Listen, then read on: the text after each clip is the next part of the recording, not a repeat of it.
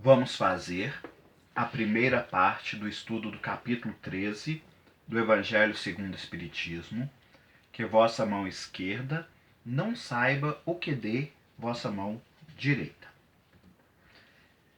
E, como os capítulos do Evangelho fazem, do Evangelho segundo o Espiritismo, vamos começar refletindo sobre algumas falas de Jesus. Jesus disse o seguinte: quando derdes esmola, não trombeteeis para serem louvados pelos homens. Digo-vos, eles já receberam a recompensa deles. Não saiba uma mão o que faz a outra. Ficando a esmola em segredo, vosso Pai vos recompensará. Então, baseado nessas passagens do Evangelho que nós resumimos agora, Kardec vai começar a fazer uma reflexão sobre o tema. E ele diz o seguinte: fazer o bem sem ostentação é grande superioridade moral. Muitos dão esperando brados de reconhecimento, mas as ocultas nada dariam. Aquele que procura a própria glorificação pelo bem que pratica, ou seja, aquele que pratica o bem só para ser glorificado, para ser elogiado, para estar em destaque, ele já encontrou a sua recompensa. E aqueles que apenas simulam modéstia, ou seja, aqueles que apenas fingem serem modestos e que estão fazendo o bem sem aparecer, mas no fundo, querem que aquele bem apareça para eles serem reconhecidos, né, para eles serem admirados, também já receberam, na terra a sua recompensa. Por outro lado, para aqueles que impõem testemunhos de reconhecimento, nem mesmo a recompensa terrestre existe. Por quê? Ele faz o bem por ostentação e, acima de tudo, ainda quer ser reconhecido. Ele exige testemunho de reconhecimento dos outros. Então, nem a recompensa terrestre tem. Por quê? No fundo, ele vai ficar o quê? Mal visto pelas pessoas. E Kardec continua suas reflexões sobre esse tema. A verdadeira caridade dissimula o benefício, ou seja, esconde, colocando o beneficiado à vontade na presença do seu benfeitor. Ela não humilha, pelo contrário, ela, dissimulando o benefício, faz com que o beneficiado se sinta à vontade na presença do benfeitor. Por outro lado, a caridade orgulhosa esmaga o beneficiado. E sobre os infortúnios ocultos, Kardec vai falar para nós agora. O que são os infortúnios ocultos? São aqueles infortúnios que não aparecem na mídia, que não aparecem no noticiário, que não são comentados pelas pessoas, mas que existem e que estão aí o tempo todo. Então Kardec faz a seguinte reflexão: há infortúnios ocultos que a verdadeira generosidade sabe descobrir. E aí ele vai contar um caso para nós. Eis um exemplo. Nobre mulher entra em casa pobre para acalmar as dores, trazendo recursos e consoladoras palavras. Uma mulher nobre que vai a um lar muito humilde. Para quê? Para levar não apenas os recursos, mas também palavras consoladoras, palavras de esperança. E continua: o pai está no hospital e a mãe não consegue sustentar a família. Depois de visitar essa família, levando o conforto e os recursos, ela vai ao hospital visitar o pai que está internado, para também levar para ele o quê? Palavras de conforto e de esperança. E continua Kardec contando o caso.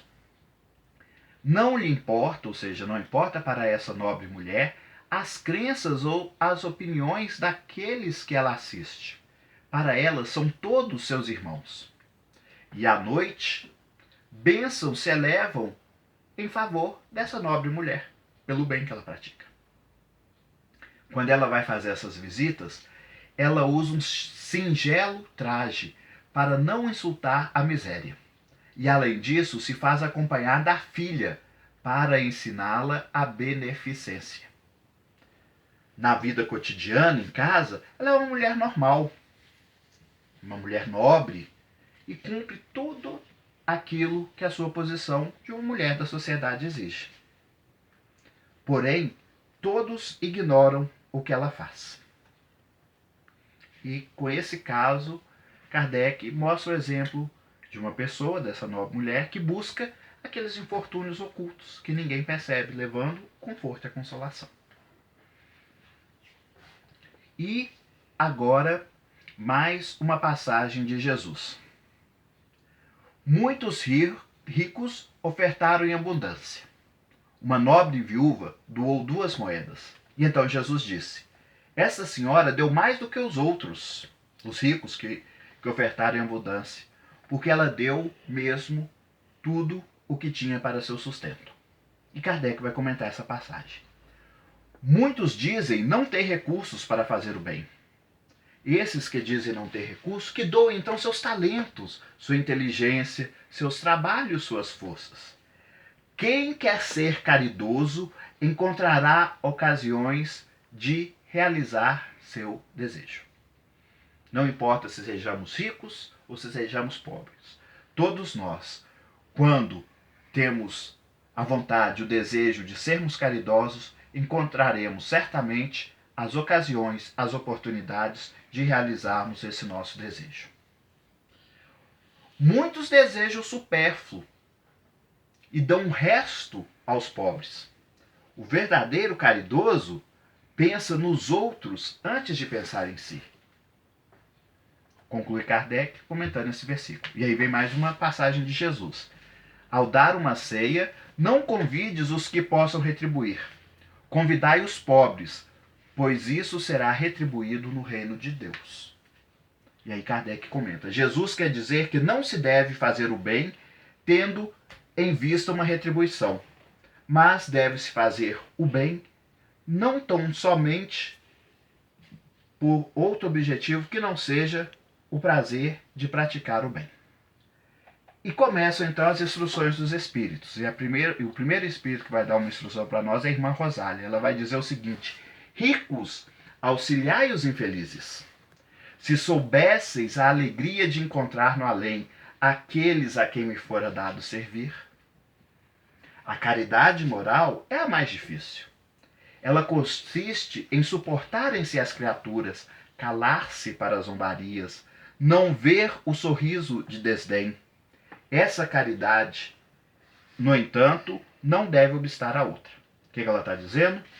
Que se os ricos soubessem a alegria de encontrar aqueles que nós ajudamos aqui na Terra, né, eles certamente seriam cada vez mais caridosos. E que existem 2 tipos de caridade: a moral, que é o perdão, a indulgência, a benevolência, o amor ao próximo, aos inimigos, que não impede que se pratique também a outra, que é a caridade material.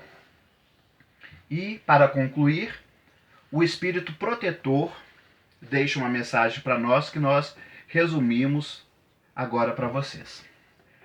De 1000 maneiras se faz a caridade. Por pensamentos, orando pelos infelizes, porque a prece os alivia. Por palavras, dando bons conselhos. E também por ações.